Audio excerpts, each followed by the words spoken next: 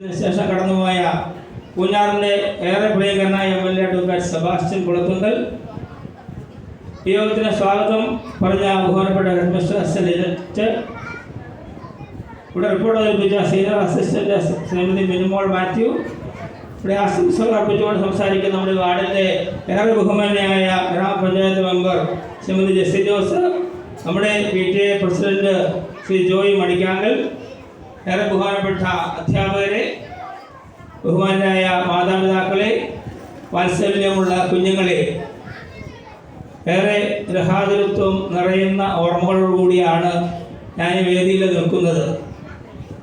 ഒരു പൂർവ്വ വിദ്യാർത്ഥി എന്നുള്ള നിലയിൽ കഴിഞ്ഞ കാലങ്ങളിൽ ഈ സ്കൂളിനെ സംബന്ധിച്ചും ഈ സ്കൂളിൻ്റെ പ്രവർത്തനങ്ങളെ സംബന്ധിച്ചും ഇവിടെ പഠിച്ചുപോയ വിദ്യാർത്ഥികളെ സംബന്ധിച്ചും ഇവിടെ പഠിപ്പിച്ച അധ്യാപകരെ സംബന്ധിച്ചുമൊക്കെയുള്ള വലിയ ഓർമ്മകൾ മനസ്സിൽ പേർക്കൊണ്ട് നിൽക്കുമ്പോൾ നമ്മുടെ ഈ ഗ്രാമപഞ്ചായത്തിലെ ഏറ്റവും പ്രധാനപ്പെട്ട വിദ്യാലയം എന്നുള്ള നിലയിൽ, ഏറ്റവും പഴക്കമുള്ള വിദ്യാലയം എന്നുള്ള നിലയിൽ, ഏറ്റവും ഭംഗിയായി പാഠ്യേതര വിഷയങ്ങളിൽ വളരെ അച്ചടക്കത്തോടുകൂടി നിലവാരത്തോടുകൂടി സ്കൂളിനെ മുൻപോട്ട് കൊണ്ടുപോകുന്ന നമ്മുടെ KCM-LP സ്കൂളിനെ സംബന്ധിച്ച് ഇവിടുത്തെ അധ്യാപകരെയും ഇതിലെ അനധ്യാപകരെയും ഏറെ ബഹുമാനപ്പെട്ട PTA അംഗങ്ങളെയും പ്രത്യേകമായിട്ട് അഭിനന്ദിക്കുവാൻ ഞാൻ ഈ അവസരം വിനിയോഗിക്കുകയാണ്.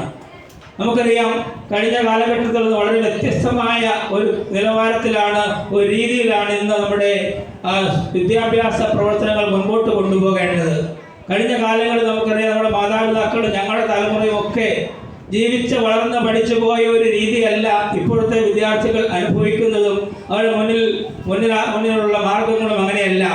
കഴിഞ്ഞ കാലത്തെ മാതാപിതാക്കൾക്ക് അറിയാം, നമുക്ക് ചോദിക്കുന്നതൊന്നും ലഭിക്കാൻ സാധിക്കാത്ത മാതാപിതാക്കളും അതിനുള്ള ശേഷിയുള്ള സംവിധാനങ്ങളും ഇല്ലാത്ത ഒരു കാലഘട്ടം, സ്കൂളുകളെ സഹായിക്കാൻ മറ്റ് സംവിധാനങ്ങളില്ലാത്ത ഒരു കാലഘട്ടം, കീറിയ നിക്കറും പൊട്ടിയ സ്ലേറ്റും കല്ല് പെൻസിലിൻ്റെ മുറിയും ഒക്കെയായി എല്ലാ ദിവസവും അധ്യാപകരുടെ തല്ല് വാങ്ങുന്ന ഒരു തലമുറയായിരുന്നു കഴിഞ്ഞ കാലഘട്ടങ്ങളിലെങ്കിൽ ഇതെന്ത് വൃത്തികേടുകൾ സ്കൂളിൽ കാണിച്ചാലും കുട്ടികളെ തല്ലാൻ അനുവാദമില്ലാത്ത അധ്യാപകരുള്ള ഒരു കാലഘട്ടത്തിലേക്ക് നമ്മുടെ സമൂഹം പറിച്ചെറിയപ്പെടുകയാണ്.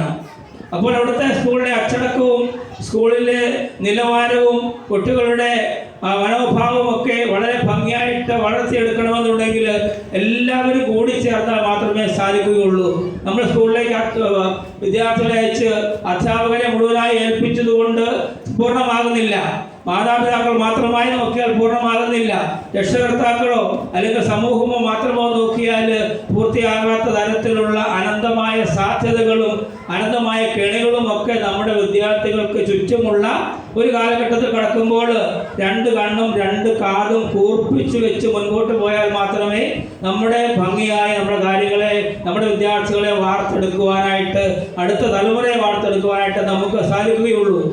ഇവിടെ ബഹുമാനപ്പെട്ട അച്ഛന് അധ്യക്ഷ പ്രസംഗങ്ങളിൽ സൂചിപ്പിച്ചു, കുട്ടികളെ ഓരോന്ന് ചെയ്യുമ്പോഴും അരുത് എന്ന് പറഞ്ഞ് കുട്ടികളുടെ മനം പഠിപ്പിക്കുന്ന ഒരു സമ്പ്രദായം ഒരിക്കലും ഉണ്ടാകരുത് എന്ന് അച്ഛൻ സൂചിപ്പിച്ചു. ഞാനും അതിനോട് 100% യോജിക്കുകയാണ്. പക്ഷേ കുട്ടികൾ അരുത് എന്ന് പറയേണ്ട ഒരു സാഹചര്യം കൂടിയുണ്ട്.